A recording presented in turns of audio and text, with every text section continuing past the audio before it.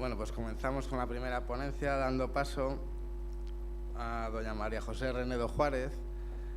Ella es presidente de la Sala de lo Social del Tribunal Superior de Justicia de Castilla y León, sede de Burgos. La verdad es que es un lujo contar con ella, y a la cual agradecemos muy mucho su esfuerzo, como decía Carlos, en venir y en poder preparar esta ponencia. Y seguro que nos va a ilustrar. Ella es una persona comprometida con los temas de prevención, me comentaba el otro día, y seguro que nos va a ilustrar perfectamente en el ámbito social. Muchas gracias, María José. Buenos días a todos. Muchísimas gracias a la Dirección General de Trabajo y Prevención de Riesgos, como no puede ser de otra forma, de la Junta de Castilla y León, por su implicación, por su posibilidad de participación en este foro, y especialmente pues también a Spacil, que han sido las personas que han confiado en que, pues que yo podía trasladarles unas pinceladas sobre una materia tan importante y para mí tan sensible como es la prevención de riesgos laborales y la responsabilidad de todos los implicados en esa garantía de seguridad. Quiero de verdad trasladar mi agradecimiento a los directores de ambas instituciones, y también me permiten una licencia hacia Pedro Sainz, que ha sido el hilo conductor de esta participación. Cuando hablé con ellos, con Pedro primero y después con Miguel, pues me dijeron, haznos un enfoque sobre la responsabilidad del empresario, haznos un enfoque sobre la ley de emprendedores y la modificación de los servicios de prevención, de cómo se van a asumir. Y el viernes también me interesaba, Miguel, que les hiciera una pequeña reflexión sobre la modificación de las competencias del orden social en estas materias.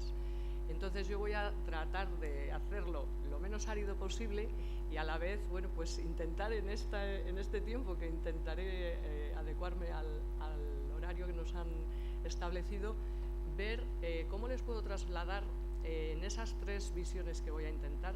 De verdad que el último objetivo que yo creo que tenemos que tener todos los interlocutores e intervenientes profesionales del derecho, de la prevención, de la medicina, el político, el gestor, de qué es lo que queremos y hacia dónde vamos. O sea, es que todas las reformas legislativas, todas las burocracias que desarrollamos, la Administración de Justicia, el legislador, las juntas de Castilla y León en este caso, los servicios de prevención, ¿para qué trabajamos? Y sinceramente yo tengo muy claro que el trabajo que desempeñamos en esta faceta es defender un derecho fundamental que está en el artículo 40 de la Constitución, que es garantizar el derecho a la salud y la seguridad en el trabajo. Cada uno de nosotros en la faceta que intervenimos no podemos olvidar que el último fin que debemos acometer es ese, y como bien ha dicho Carlos, yo comparto totalmente que es una tarea de cultura, es una tarea que desde luego el ministro Wert tenía que empezar a introducir en educación primaria, si no de bachillerato, al menos esa pincelada, porque como hablaba ahora con Manolo, les dan una pincelada de seguridad vial, pero no de seguridad y salud. Y les lanzamos al mercado, y seguimos en el mercado después de casi 30 años, y algunos, y hablo por nuestra carrera propia, hasta hace 2 años nos estableció el servicio de prevención en la carrera judicial, por ejemplo. Cuando nosotros estamos desde 1995 sancionando a todas las empresas, resulta que a veces somos unos de los incumplidores, y entonces eso sí que es una labor de concienciación, de sensibilidad, y por eso yo voy a dirigirles esa exposición con ese ánimo. También lo que es muy claro es que toda esa función se establece evidentemente en un marco de convivencia, se establece en un marco de regulación normativa y se establece evidentemente con un futuro. Y lo que nos lleva a examinar todas esas reglamentaciones es, además del para qué, que no podemos olvidar, es que en todo caso somos los ejecutores los que tendremos la capacidad de cambiar el resultado. Y quiero decir, ahora por ejemplo con la Ley Nueva de Emprendedores se abre una faceta muy amplia, se han criticado muchas cosas y probablemente se pudiera haber hecho mejor o no, pero todo dependerá de la ejecución de la norma que se ha contemplado y de que los ejecutantes, tanto de las diferentes facetas en las que intervenimos, jueces, fiscales, prevención, autoridades, ejecutemos en el mejor término el soporte legal que tenemos. Con lo cual el soporte legal es eso, un soporte, pero no podemos olvidar que tenemos que llevar a cabo esa ejecución. Y no podemos olvidar el fin último, el objetivo, que ese es el que tan debatido ha sido en esta ley de emprendedores, de por qué es una carga administrativa, es una facilidad, es una flexibilidad, luego lo veremos. Y luego, pues otra de las cosas que también quería trasladarles y que estoy totalmente de acuerdo, es que como no cambiemos de cultura, evidentemente vamos a pensar que es un coste cuando lo que es una inversión. Si seguimos incluyéndolo en la memoria y en la exposición de motivos como coste, como carga administrativa, es difícil que podamos modificar el resultado. Y en nuestras manos sigue estando, porque yo sigo diciendo que en la faceta que nos incumbe, el juez aplica el derecho, pero tiene que tener un sentido no discrecional, ni por supuesto iluminado, de lo que tiene que hacer, sino sí que utilizar todas las armas legales que tenemos a nuestro alcance para llegar al objetivo final, que en nuestro caso, en la jurisdicción, es resolver el conflicto, no poner una sentencia que se pueda ejecutar o no, sino resolver el conflicto que nos llega. Y bueno, pues a partir de ahí, pues les voy a presentar un poquito las 3 pinceladas que les voy a hacer. Espere que funcione. Vamos a ver. Las últimas reformas que han acometido, y estamos hablando de últimas, me han pedido que les hiciera una rápida y breve reseña sobre la incidencia que ha tenido la reforma de la Ley Reguladora de la Jurisdicción Social ya del 2011 en el ámbito de conocimiento de la jurisdicción social en cuanto a los accidentes de trabajo, enfermedades profesionales y garantía de las prevenciones de riesgos laborales. Después veremos un poco la responsabilidad del empresario en la Ley de Prevención de Riesgos Laborales y, por último, la Ley de Emprendedores y la faceta que asume esta ley en la prevención. Lo que también tenemos por norma, los que ejecutamos el derecho, es, entre comillas, criticar que a veces se nos da las reformas legislativas en el BOE y es complicado llevarlas a cabo en el día a día. Y en la jurisdicción social se acometió una verdadera reforma reclamada además por la jurisdicción social de absorción de competencias para las siguientes cuestiones. Una, se amplía evidentemente el orden jurisdiccional social para conocer, se concentran evidentemente para evitar un peregrinaje por todas las jurisdicciones, como pasaba en el accidente de trabajo, que tenías que ir a impugnar el acta de infracción de la inspección a contencioso, a reclamar la responsabilidad civil de daños y perjuicios a civil, al fabricante a civil, al empresario a social, si había delito a la jurisdicción penal. Entonces, ese peregrinaje desaparece, se concentra todo, a excepción de la penal, en la jurisdicción social, y con ello lo que se intenta, pues evidentemente, es lo que estamos diciendo, que es que no estamos trabajando todos ni para legislar, ni poner muchas sentencias, ni... No, estamos trabajando para una cosa muy clara, tutelar un derecho fundamental del ciudadano, en primer lugar, que es el acceso a la justicia, que tenga una respuesta, como bien ha dicho también Carlos, rápida, ágil y segura, porque si no, cuando se la demos no le va a servir para nada, y evidentemente con una seguridad jurídica, porque nos encontrábamos también con diferentes fallos, además de técnicos, digo fallos de resoluciones, de sentencias, que bueno, pues podían ser dispares en las diferentes jurisdicciones, en la jurisdicción civil decir una cosa y en la social otra, con independencia del prisma que en cada una se contemple. Y por último, pues evidentemente se hace esta reforma con una firme voluntad de incluir a la jurisdicción social en un plan estratégico de modernización. Se les ha olvidado un pequeño matiz, que han sido disponer de medios, léase, jueces de lo social, juzgados de lo social. Se ha cometido la mayor reforma de la jurisdicción social absorbiendo competencias y no se han puesto los mecanismos suficientes para llevarla a cabo. Se ha colapsado la jurisdicción social y, sinceramente, la respuesta que podemos dar en el momento más necesario, no ya por el paro, los despidos, etcétera, sino también por estos que encima están a la cola, a la espera, porque se están señalando los accidentes de trabajo a 1 año, porque tenemos que señalar los despidos a 4 meses. Y es muy triste, y por eso permítanme que a veces sea crítica en todas las posibilidades que tengo, de decir que las reformas no solamente hay que hacerlas en el BOE, sino que se tienen que dar los medios para garantizar, y repito, no que nosotros trabajemos, sino que ustedes, el ciudadano, tengan su respuesta. ¿Qué es lo que hace la jurisdicción social? La reforma racionaliza la distribución de las competencias, unifica en el orden social todo lo referente a accidentes de trabajo y enfermedades sociales y por fin le atribuye de forma plena la garantía del conocimiento, son los garantes de la prevención, la garantía del conocimiento de todo lo que se resuelva en aplicación normativa de prevención de riesgos laborales y no solamente para el personal laboral, como había hasta ahora, sino también para el estatutario y los funcionarios.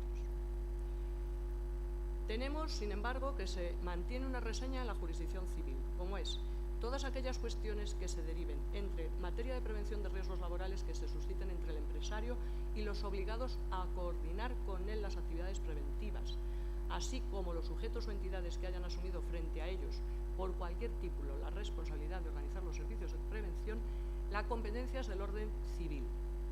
Sin embargo, la competencia del orden social se va a llevar a cabo, como ya les he dicho, concentrando el conocimiento de los accidentes de trabajo y siendo los garantes de la aplicación de la ley de prevención. En cuanto a los accidentes de trabajo, que voy a dejar la faceta amplia entera para el inspector de trabajo, para Javier Calderón, pues lo que también se establece en esta modificación es que lo que se pretende son dos cosas. Una, que haya un ámbito unitario de tutela. ¿Para qué? Para resarcir de forma integral el daño causado. ¿Por qué? Pues porque tenemos el recargo de prestaciones, tenemos la invalidez, tenemos los daños y perjuicios con una responsabilidad civil, tenemos la valoración de las lesiones. Entonces tenemos tantos epígrafes por los que indemnizar que al final lo que son es complementarios y suplementarios, pero en ningún caso se pueden solapar. Y eso también daba lugar a varios conflictos de: a mí es que me han indemnizado por lesiones por baremo en tanto, pero ahora reclamo los días que estuve lesionada, y ahora los de sanidad, y ahora la cicatriz, y ahora... Entonces todo eso lo que constituye es un peregrinaje por todas las jurisdicciones. Diferencia también, pues que no solamente lo va a poder hacer el trabajador, sino sus causahabientes, y no solamente el empresario. O sea, no solamente se va a dirigir la acción contra el empresario, sino contra todo aquel que contractualmente, como responsabilidad contractual, contractualmente pueda haber incurrido en el daño originado. Y me refiero al fabricante, me refiero al repartidor de cervezas que acosa a la empleada de la cafetería, me refiero en el centro comercial de Río Shopping, que están tropecientos señores, cada uno con su plan, cada uno con su empresa, cada uno con su... Bueno, pues todo eso se va a contemplar en la jurisdicción social de forma unitaria. El antecedente del que nos ha venido, y comparto, y se me había olvidado, según le he oído a Carlos, comparto porque a mí me fue muy grato. Yo llevo de los casi 29 años que llevo en la jurisdicción, 21, 22 en la social. Me cambié para 2 años y ya no creo que me vuelva a cambiar, porque sinceramente te atrae por lo viva que es la jurisdicción social. Y curiosamente, pues, como bien has dicho, retrotrayendo actuaciones, la jurisdicción social es la primera que empieza a reconocer en el año 1900, 1901, 1904, antes de la constitución de la OIT, antes de la constitución de la OIT, antes de la Declaración de Derechos Humanos, antes de todo, es la primera que empieza a reconocer ese derecho de vigilancia, ese derecho de seguridad, ese derecho de salud, ese derecho de las embarazadas, de las mujeres, de los menores. O sea, es pionera, porque estamos hablando del año 1900, en tutela de derechos fundamentales. Parece ahora que descubrimos, con la ley integral de la siniestralidad laboral, con ese congreso que tuvimos nosotros en Murcia, y con esa estrategia española de seguridad y salud que se ha planteado en ese quinquenio, parece que estamos descubriendo todo esto. Bueno, pues no. Lo que estamos, evidentemente, y gracias al legislador y a todos los implicados sociales, seguimos trabajando en ello. ¿Cuál es otra de las modalidades o novedades que se ha plasmado? Pues lo que se ha plasmado en un artículo es la carga de la prueba, pero no es porque esto sea nuevo, sino porque se plasma en un artículo. Y lo que se plasma en un artículo es una sentencia, una jurisprudencia consolidada de la Sala Cuarta del Tribunal Supremo. Eso es lo nuevo, no la carga de la prueba, sino que reiterada jurisprudencia de repente aparece en un artículo. Y eso sí que es una novedad del legislador. ¿El por qué lo hace? Pues suponemos todos que para empezar a dejar claro una jurisprudencia pacífica.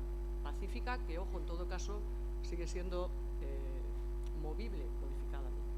Y entonces lo que se traslada en esa carga de la prueba es que el empresario, como garante universal, por así llamarle, de esa tutela de derechos de seguridad y salud, tiene que probar que su resultado lesivo, o sea, que él hizo todo lo posible, no, más allá de adoptar todas las medidas necesarias para prevenir y evitar el riesgo. Y tiene que probar, porque la carga de la prueba le incumbe a él, si hay un elemento exonerador en su caso o aminorador. Y para, por si acaso hay alguna duda, el legislador nos dice: no es un elemento exonerador la culpa, salvo que sea temeraria, porque ni siquiera la culpa que llamamos habitual, la de confianza, puede generar una concurrencia en su caso, pero nunca una exoneración. Medidas cautelares. Bueno, pues en primer lugar tenemos, no sé si lo ven, yo aquí casi no y no me he puesto las gafas. En primer lugar, lo que se declara es que son hábiles los días de agosto para adoptar cualquier necesidad de actuación preventiva.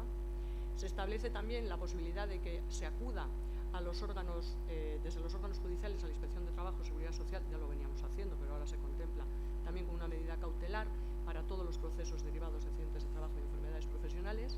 Se establece también un aseguramiento cautelar económico de embargos preventivos en cuanto a posibles desapariciones de empresas, grupos de empresas, porque desgraciadamente en el trámite de ejecución podemos llevarnos pues muchos años o no los que quisiéramos de tiempo razonable para dar respuesta.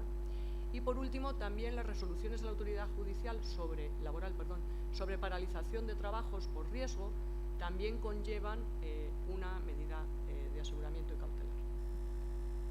Como garantes de la prevención de riesgos laborales, la modificación es que absorbe la jurisdicción social no solo el personal laboral, sino estatutario y funcionarial de las administraciones. Y, evidentemente, también aquí se contempla que no solamente es frente al empresario, sino frente a todos los sujetos obligados legal o convencionalmente para establecer ese plan de prevención, esa vigilancia, y se incluyen todas las posibles reclamaciones de responsabilidades de los daños sufridos. También, bueno, no viene más al caso que la representación personal, todo lo que en materia de delegados de prevención o comités de seguridad y salud también es objeto de la jurisdicción social. Y por último, también como novedad, tenemos la posibilidad de cuando se esté produciendo la necesidad de obtener una prueba o se necesite entrar en un domicilio que es centro de trabajo y no haya permiso del empresario titular del domicilio, etcétera, se establece ahora la posibilidad de acudir a la autoridad judicial para que les dé una entrada, o sea, la autorización de entrada, para contemplar la posibilidad de que se esté llevando a cabo una actuación que pueda suponer un riesgo o vulneración de ese derecho fundamental. Llegamos a la responsabilidad del empresario en el cumplimiento de la ley. Y, como ya les he expuesto, el artículo 14 de la Ley de Prevención de Riesgos Laborales establece ese principio general de obligación genérica, esa carga hacia el empresario como tutor, porque así se establece en el Estatuto de los Trabajadores, el artículo 4 como uno de los deberes primordiales del empresario, es decir, velar por la seguridad y salud. ¿Cómo lo podemos ver? ¿En qué facetas se le extiende esa responsabilidad? Evidentemente, en evitar el riesgo. Para ello tiene que hacer el análisis de qué riesgos, en qué puestos de trabajo pueden producirse. Tiene que hacerse esa planificación preventiva. Tienen que proporcionarse los equipos y los medios de trabajo. Tiene que darse la información al trabajador, esa información a la que se refería Carlos, que salimos al mercado laboral sin tener esa mínima educación, no ya para conocer el concreto riesgo que tú tienes en tu puesto, sino para que tú mismo no incumplas. Porque hay veces, yo cuando teníamos los accidentes de trabajo, desgraciadamente, de las minas, realmente es muy complicado saber hasta dónde ese derecho también fundamental, como puede ser el de me tiro por mi compañero y entran 5 más y mueren 5 más, es muy complicado, ¿no? Y entonces realmente es una cuestión de prevención, de medios, de cultura, de educación, y a veces prevenir todo eso es muy complicado, y lo que tiene que haber es una participación responsable de todos los que intervienen en el mercado de trabajo.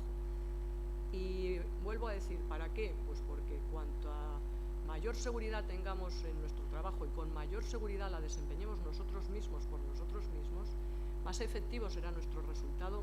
Y digo efectivo, no eficiente ni eficaz. Efectivo es que ese resultado sea beneficioso para todos. Y evidentemente nos irá a todos, o nos debería de ir mejor a todos en ese mercado, que es al final el que mueve la sociedad, ¿no? El mercado de trabajo. Por mucho que digan otros que se mueven con muchas más cosas.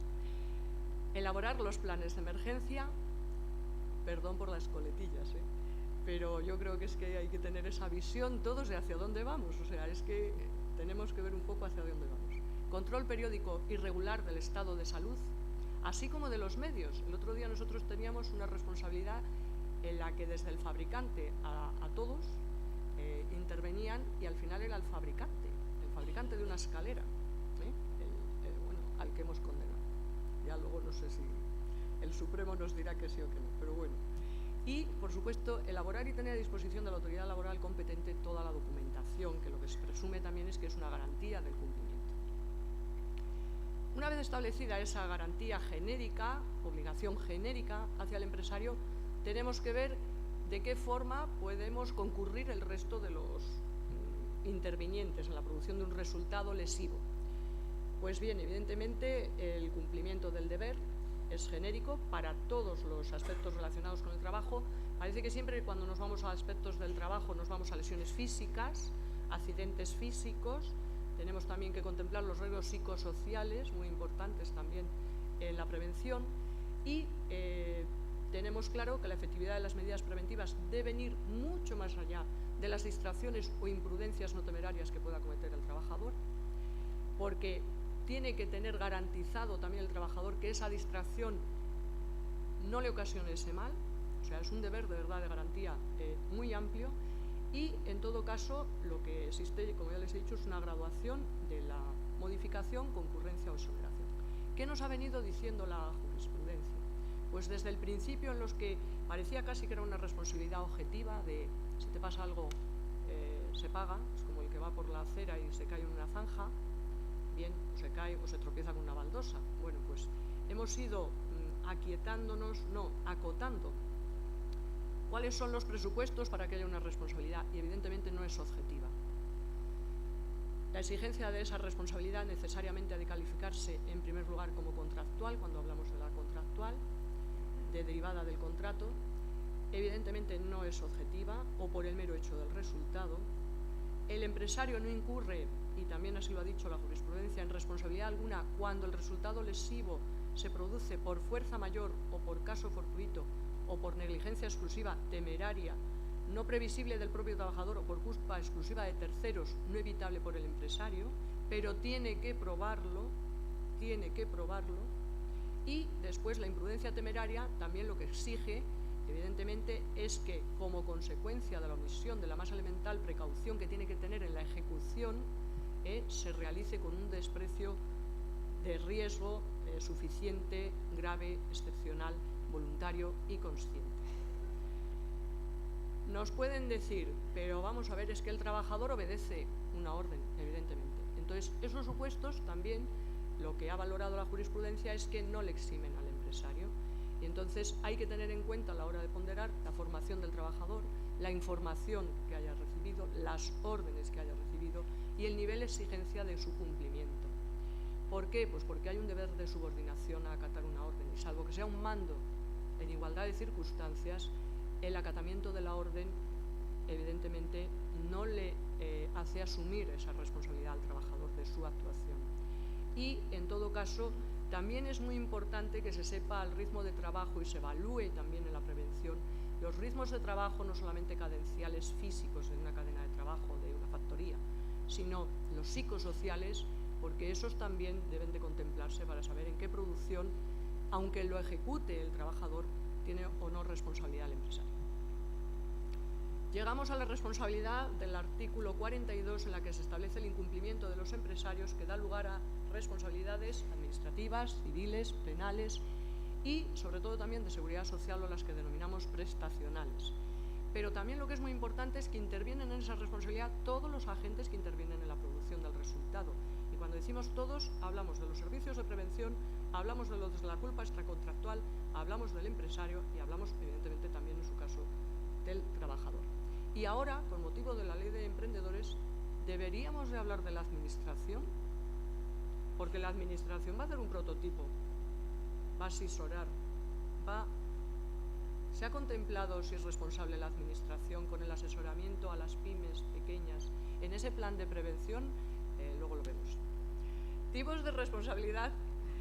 Traigo muchas preguntas, más que respuestas. Tipos de responsabilidad en los que puede incurrir: administrativa, penal, civil o patrimonial, de seguridad social, laboral o disciplinaria. Las infracciones administrativas las contemplaremos, supongo, que a continuación, las penales, y nosotros nos vamos a cifrar, como ya les he dicho, un poco en las contractuales, extracontractuales, que son las que se derivan directamente de la actuación del empresario o del marco en el que se ve englobado.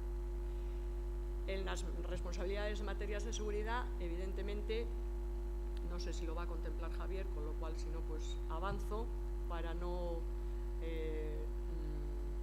solaparnos, y vamos a centrarnos, por ejemplo, en la responsabilidad que tiene el empresario cuando es el titular de un centro, de una empresa principal, titular de un proceso productivo, podemos estar con contratas, subcontratas, o simplemente el ejemplo que les he puesto de un centro comercial. Entonces, ¿qué tiene que organizar ese empresario? ¿De qué responde ese empresario?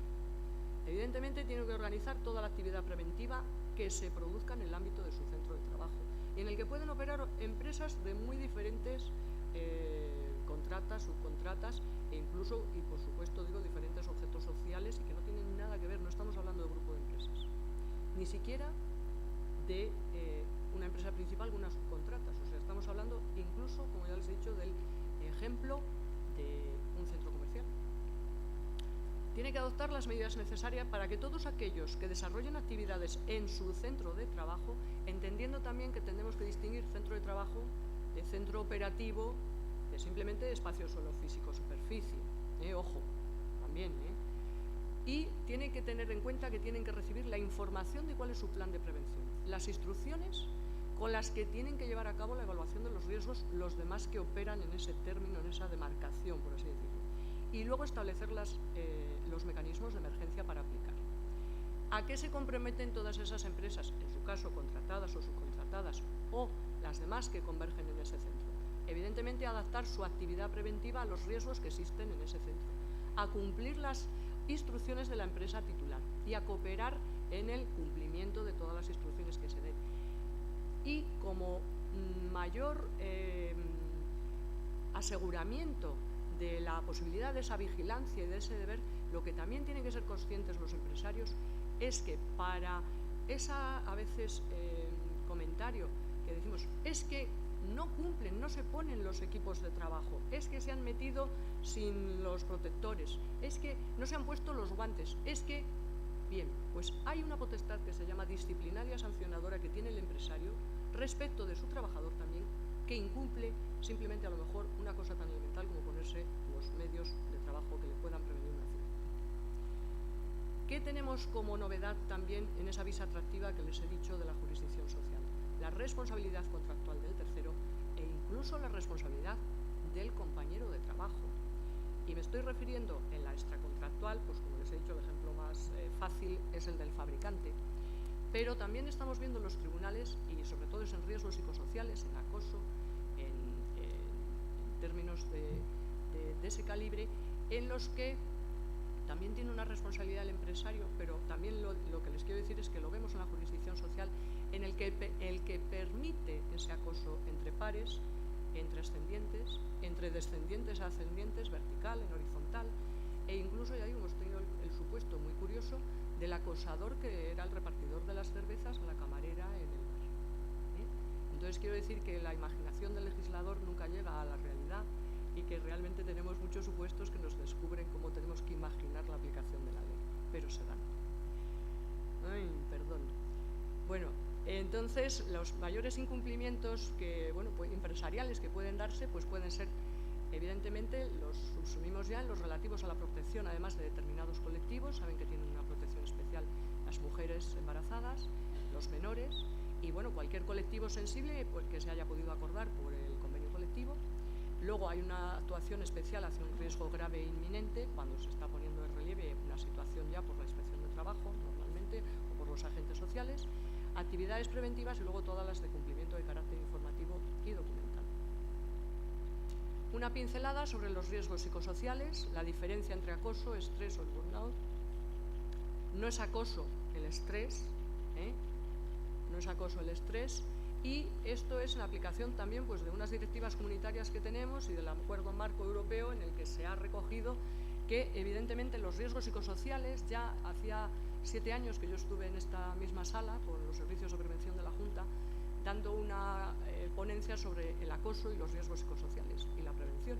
Y entonces, quiero decir que no es que estemos barajando si es un riesgo o no, es que está ya contemplado por las directivas comunitarias y debe estar incluido en los convenios colectivos y en los servicios de prevención y en los manuales, y debería de estar ya perfectamente detallado en las enfermedades profesionales, que es todavía pues, el caballo de batalla. No es acoso el estrés laboral, pero el empresario tiene que proteger la salud, tiene que prevenirla, tiene que minorarlo y tiene que evitarlo. Y a veces, cuando se están llevando a cabo, y no me estoy refiriendo, ya digo, a una cadencia de trabajo de una factoría automovilística, sino simplemente al destajo a veces al que estamos sometidos los del despacho, en muchas ocasiones también tendríamos que tener esa conciencia de prevenir ese riesgo de estrés, que al final lo que nos hace es ineficaces. Y, evidentemente, el último fin de la producción, como yo digo, no se puede acometer. Entonces, ese estrés laboral está regulado también en el artículo 14.2, como hemos dicho, de la garantía general. Se establece también como un sistema legal de gestión de la prevención de los riesgos psicosociales y se establecen unas pautas. Evidentemente, tiene que estar ordenada la actividad preventiva conforme a unos principios rectores. Está obligado el seguimiento de los instrumentos específicos en el plan de prevención, en la evaluación de los riesgos y en la planificación preventiva. Y luego tiene que haber una ejecución profesional de ergonomía, psicopsicología, comunicación, etcétera, estableciendo los protocolos de actuación en su caso, que también tienen muchísimas administraciones y empresas en general. Esa acción preventiva, como ya he dicho, está claramente establecida en nuestro derecho. El estrés laboral es un riesgo psicosocial, se establece la obligación legal de hacer una evaluación, y como acción reparadora, quiero también decirles que en la jurisdicción social estamos declarando extinciones de relaciones de trabajo por incumplimiento contractual grave del empleador cuando se demuestra, ojo, como todo en derecho lo tienen que probar, que existe una de estas actuaciones y no se han adoptado los mecanismos oportunos. Tiene también la consideración de enfermedad en el trabajo, la estamos así declarando en los tribunales en el artículo 115, y evidentemente hay una responsabilidad civil y puede haber la sancionadora en los términos del artículo 123 de la Ley General de la Seguridad Social. Llegamos, para concluir, a la reforma última del año 2013 de todos los mecanismos que parece que convergen en la Ley de Prevención de Riesgos Laborales desde el año 95. El legislador se ha dedicado a realizar en muchísimas normas que a lo mejor no tenían nada que ver, en ese artículo que hay que encontrar de los presupuestos generales de 28 de diciembre, que la fecha siempre nos ha dado mucho que hablar, porque está en la disposición 29ª adicional de, bueno, que hay que encontrarlo. Entonces, hemos tenido muchísimas modificaciones a lo largo de estos casi 20 años, desde el año 95, perdón, 20, sí, casi 20 años, para ver cómo ir adaptando esa bendita ley que llegó, la 31/95, con la esperanza de que con esa ley se iba a acabar la siniestralidad laboral. Bueno, pues tristemente, evidentemente hemos puesto muchísimos mecanismos, se ha avanzado muchísimo, pero evidentemente la siniestralidad sigue. Y se ha comprobado, y son mucho más técnicos las personas que me acompañan a lo largo de la mañana, en estadísticas, y es verdad que se ha reducido un poco, pero porque se han reducido también a veces los contratos de trabajo, ¿no? Pero se ha comprobado, o al menos esa es la noticia que yo tengo, que se siguen produciendo una siniestralidad sustantiva precisamente en empresas menores de 50 trabajadores. Y quizás por eso, no lo sé, el legislador ha intentado contemplar una variable de cómo facilitar a esas pymes, a esas empresas pequeñas, a lo mejor el poder llevar a cabo esos servicios de prevención. Saben que los servicios de prevención, dependiendo del número, ha ido variando, pueden ser propios, evidentemente, pueden ser ajenos, pueden ser externos, pueden ser más grandes, menos grandes, o se pueden llevar a cabo por el empresario. Y en esa evolución que tienen ahí, no voy a redactar ahora, son significativas dos a las que me voy a ceñir: la Ley 29/2009 y la Ley 14/2013. ¿Por qué? Pues porque ellas son las que hacen quizás mayor referencia a ese plan de estrategia española, de ese quinquenio del marco 2007-2012, en los que se establece un objetivo triple. Primero, el logro de un mejor y más eficaz cumplimiento de la normativa en materia de prevención en la pequeña y mediana empresa. Se cuestiona si porque hay un incumplimiento, si porque el coste es muy importante para las empresas en estos momentos, o el por qué. Pero uno de esos objetivos es que se garantice y se provea de un mejor cumplimiento en materia normativa. Segundo, mejorar en todo caso la eficacia y calidad del sistema de prevención, poniendo un especial énfasis en las entidades especializadas en prevención y con el objetivo de reducir la siniestralidad. Y el tercero, y importante también, es fortalecer el papel de los interlocutores sociales y la implicación de los empresarios y de los trabajadores en la mejora de esa seguridad y salud. Pero una exclusiva deuda que parecía empresarial por ese bendito artículo 14 parece que empieza a extenderse ahora a lo que es también la política pública. ¿Qué acciones concretas en esta estrategia se establecían para conseguir ese objetivo? Bueno, pues en las empresas de hasta 50 trabajadores que no desarrollen la actividad peligrosa que se define en el anexo primero del Real Decreto del 97, se establecía ya que podrán realizar el plan de prevención de riesgos laborales, la evaluación y la planificación de forma simplificada. Cuestión, ¿qué es forma simplificada? Y luego, coletilla, sin que dé lugar a una menor protección. Evidentemente, el objetivo tiene que ser siempre la garantía y no por facilitar puede haber un incumplimiento o una minoración de la garantía. También se establece que estarán dispensadas de la obligación de la auditoría las empresas de hasta 50 trabajadores que organicen la actividad preventiva con sus recursos propios, y se establecía también la posibilidad de que el Instituto Nacional de Seguridad e Higiene del Trabajo realizara una guía de aplicación de normativa de prevención para esas pymes. Esa guía se ha llevado a cabo en febrero de 2012. Bien, análisis del documento. Bueno, pues ese documento simple, esa forma simplificada, en todo caso tiene que tener las medidas operativas pertinentes para realizar la integración de la prevención en la empresa, la adaptación y la evaluación de esos puestos de trabajo con riesgo, las medidas concretas para evitarlos y reducirlos y, en todo caso, jerarquizadas en función del nivel de riesgos, así como el plazo de ejecución. Evidentemente no es lo mismo, ni es tan complicado ni tan complejo hacer la evaluación de riesgos de una perfumería que tiene 3 empleados, evidentemente, que de una empresa que tiene 500 empleados. Somos conscientes todos de ello. Pero lo que también tenemos que ser conscientes es de que si se facilita eso para unas y es la solución, ¿por qué no se facilita para todas? Etcétera. ¿Qué nos encontramos en la Ley 14/2013? Bueno, pues el artículo 39 introduce 2 modificaciones muy importantes en la Ley de Prevención. En el artículo 30 y en la disposición adicional 17ª. ¿Qué se ha criticado de esta ley? En primer lugar, que en la exposición de motivos se reconoce como objetivo que uno de los objetivos es resolver los problemas estructurales del entorno empresarial. Y todos somos conscientes de que el coste de prevención, como bien ha dicho el director, es un coste y que a lo mejor pues no pueden soportar las empresas pequeñas. Pero lo que sí es cierto es que el coste del accidente es mucho más grave. Y bueno, pues todo eso se tendrá que valorar y evaluar por los operadores jurídicos. Pero luego el problema que nos encontramos es que se ha incluido en un capítulo destinado a simplificación de cargas administrativas y se ha metido o se ha introducido al mismo nivel de compensación de cargas administrativas, de reducción de cargas administrativas, de puesta a disposición hasta de un libro electrónico de visitas.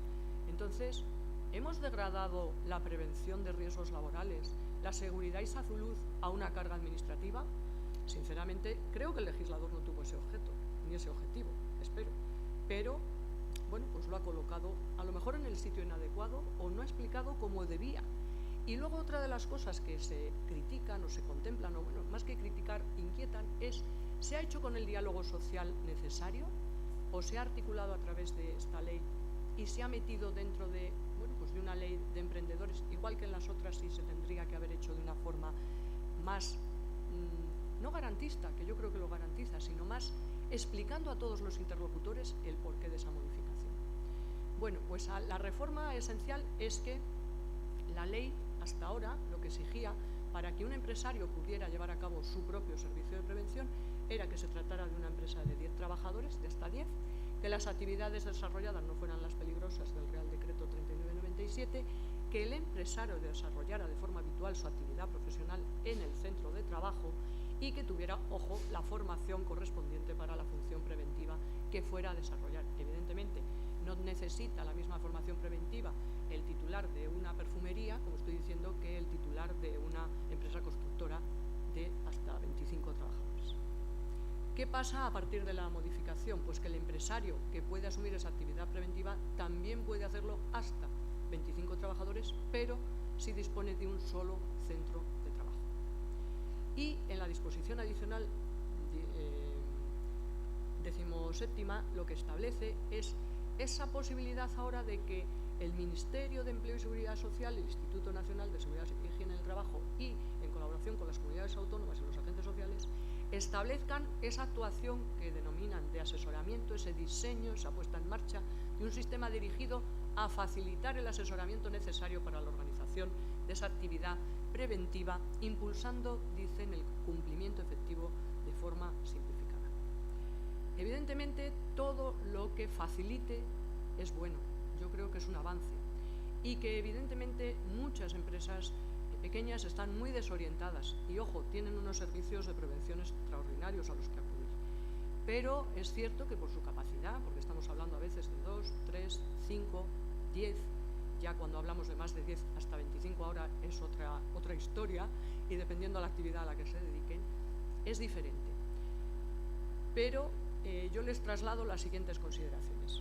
En ningún caso entiendo que la organización de una actividad preventiva en la empresa es una carga administrativa, ni puede ser una simple cuestión formal, porque lo que es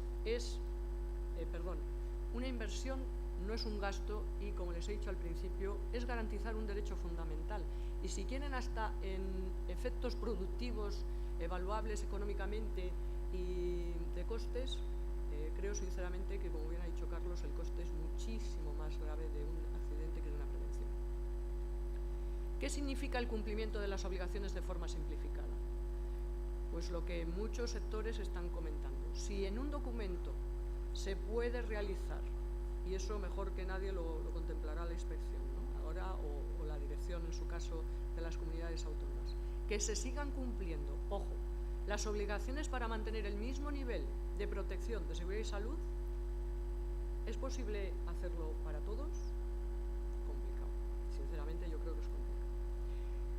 Ese derecho a la seguridad y salud, repito, no puede olvidarse que está contemplado en el artículo 40 de la Constitución española y podría haberse enmarcado o no dentro del seno del diálogo social.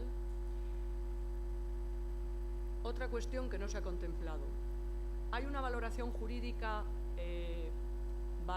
contemplada de la responsabilidad del empresario que asume esa actividad preventiva, la asume, ojo, parcialmente, porque no puede asumir la actividad preventiva en función de vigilancia de la salud, ni tampoco de formación, y mucho menos de los riesgos psicosociales, porque a lo mejor puede ser el generador de los mismos. ¿Se ha valorado si esa labor de asesoramiento que van a llevar a cabo las administraciones puede derivar en que ese asesoramiento técnico le convierta en responsable de ese plan adecuado o inadecuado adoptado por la empresa en base a asesoramiento, a ese, entre comillas, servicio que no es de prevención, que es de asesoramiento? Y por último, en todo caso, se ha hecho el análisis de mercado que pueda producir la distorsión de la competencia en cuanto al impacto económico que se realiza en los servicios de prevención ajenos. Todo eso son consideraciones que yo les traslado y finalizo con una declaración de voluntades en cuanto a intenciones que creo que deben de primar.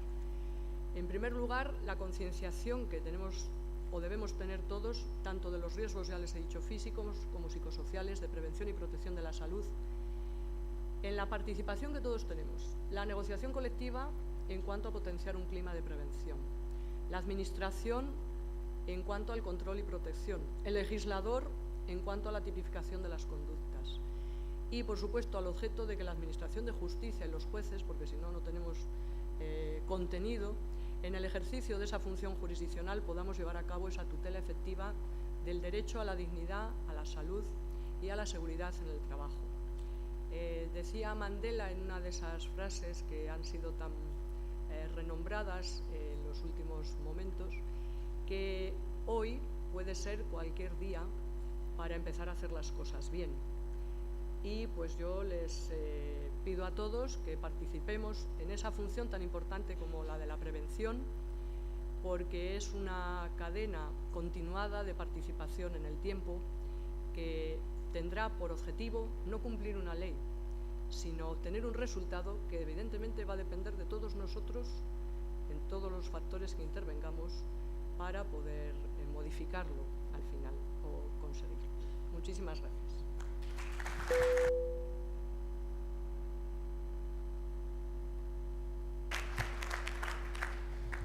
Bueno, la intención, una vez acabada cada ponencia, es si abrir un turno de preguntas muy breve, por favor, que ya vamos un pelín justos de tiempo.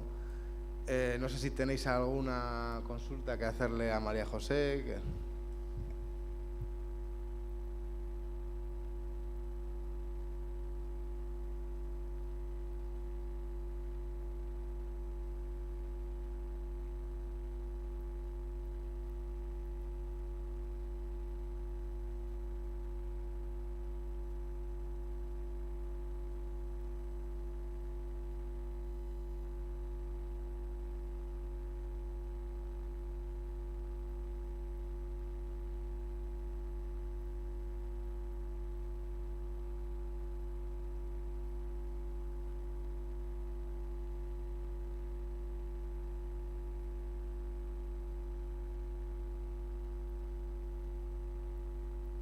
Vamos a ver, yo creo que eso a lo mejor se lo puedes responder más, no es por lanzarle la pelota al tejado, pero creo que se lo pueden responder más a lo mejor los técnicos que dan esas exenciones o no. Evidentemente es una pauta legislativa, a nosotros todavía no nos ha llegado ninguna actuación de responsabilidad derivada de ese tipo, porque bueno, en primer lugar lo que tendría que acreditarse es que ese incumplimiento genera un resultado lesivo. Si no, lo único que estaríamos es derivándonos a sanciones administrativas en su caso o no, pero no a resultados que pudieran derivar a la jurisdicción social en cuanto a incumplimiento de prevención como ocasionadores o coadyuvantes a una producción lesiva. Entonces quizás primero tengan que ver si el incumplimiento puede conllevar o no una sanción administrativa, que mejor se lo puede responder Javier Calderón quizás, o en todo caso la convergencia o no en una producción de resultado. No sé si le resuelvo nada, pero bueno, es...